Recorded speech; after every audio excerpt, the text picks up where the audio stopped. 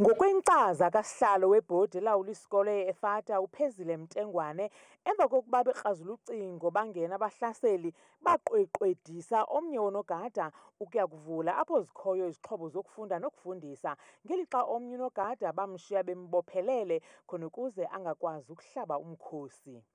Xa sifika apha sifike kugqekeziwe, bangene ngemva kwicingo ngemva ungena kwalo bazogqekeza necingo lase-blind because i-blind section ibiyelwe iyodwa ne-deaf inecala layo azihlangananga. Xa sifika bagqekezile zonke iiroom ebezineekhompyutha nee-laptop nee-tablet.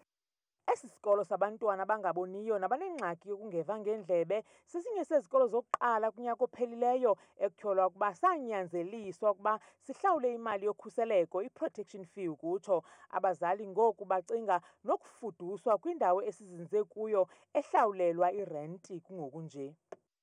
Into esiyicelayo ngoku into yobana singancediseka kubana sifunyenwe indawo yokuhlala bakwazi abantwana bethu babe nendawo eseyifu isikolo. Ngoku sicela loo nto urhulumente. Esi sikolo sinonogada abahlawulwa yi-SGB esangweni ngaphandle kwalowo uhlawulwa ngurhulumente ngaphakathi esikolweni. Akukho nanye ikhamera, nto leyo ebeka ubomi beetitshala nabantwana esichengeni.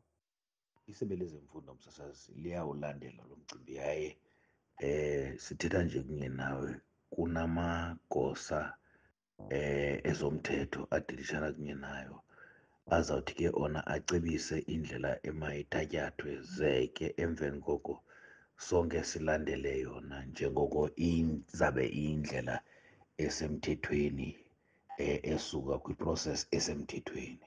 Inxalenye yabazali ibafudusile abantwana babo emva kwesi siganeko. Ityala lokuxhonyiswa okuxhotyiwe livuliwe emapoliseni.